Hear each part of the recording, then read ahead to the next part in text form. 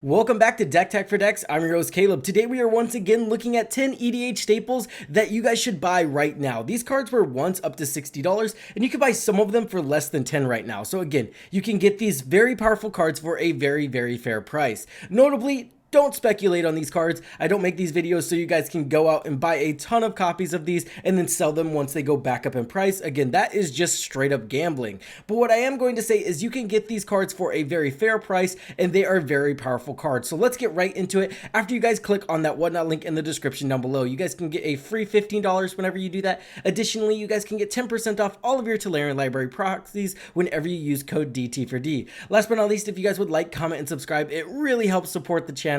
Now, let's get right into it. The first card we're going to talk about today is Academy Manufacturer. This is a 3 CMC artifact creature assembly worker that says if you would create a clue, food, or treasure token, create one of each of those instead. This is incredibly powerful in your decks that want to generate a ton of clue, food, or treasure tokens. Imagine that. Remember, if you're playing a heavy clue strategy, now you're getting mana to crack all those clues. If you're playing a heavy treasure token strategy, now you're getting clues to pump all of those treasures into. That way you can turn your treasures into card advantage. And then food, again, now you're just getting a way to turn your food into not only ramp, but additionally card advantage. In the right decks, this is the best card in that deck. So definitely look at if this card can help you out in any of your commander decks.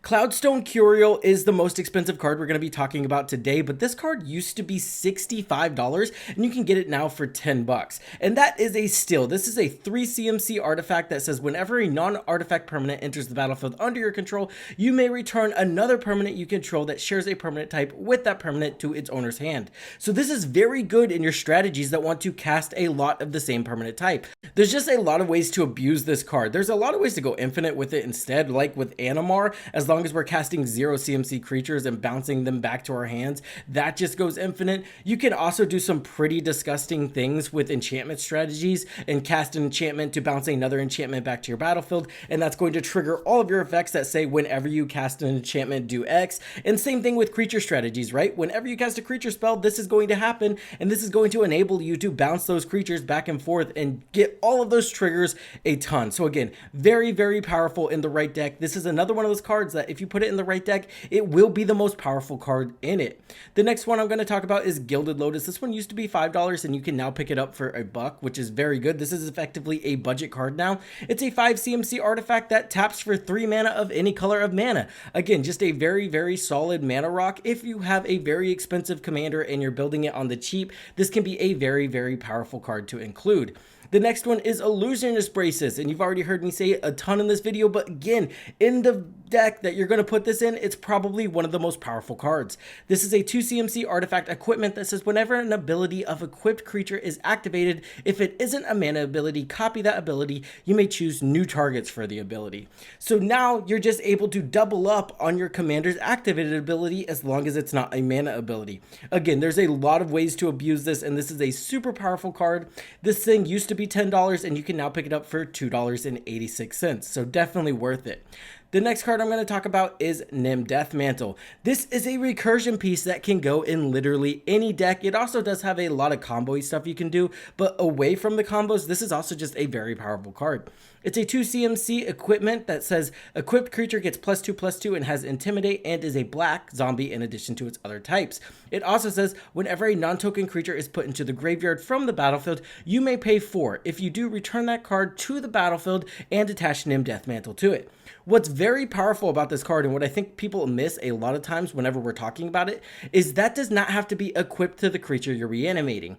Let's just say Deathmantle's on the battlefield and one of our creatures dies, we can pay 4 mana and that creature's just going to come back. So this is a reanimation spell that sticks on the battlefield. It's very useful. It can go infinite with things like Ashnod's Altar that sacrifices a creature to generate 2 mana. So whenever you have a creature that enters the battlefield and generates at least 1 token, that will just allow you to generate infinite death triggers, and then maybe if they generate 3 tokens instead, you've got infinite mana at that point. So there is some disgusting things you can do with this card.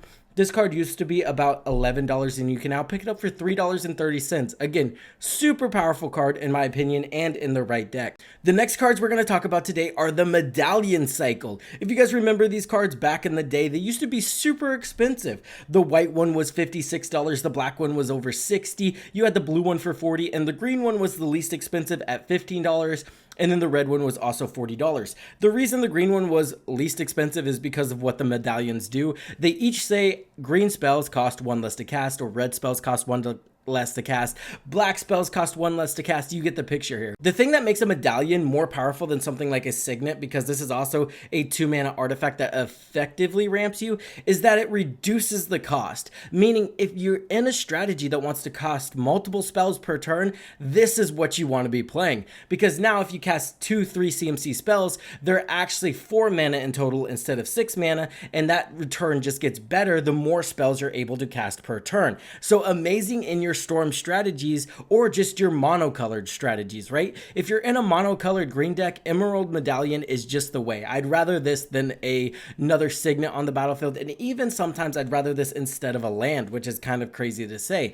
Now, the most expensive ones are kind of the same still. You've got your black one at $7, you've got your red one at $7, just because those, I don't know, black actually ramps really, really good, but they're the more storm-esque of the colors, right? So you're wanting to chain spells together, so that's why you're going to see a little bit of a mana increase there. And then red's just not super effective at ramping, so that has something to do with it as well.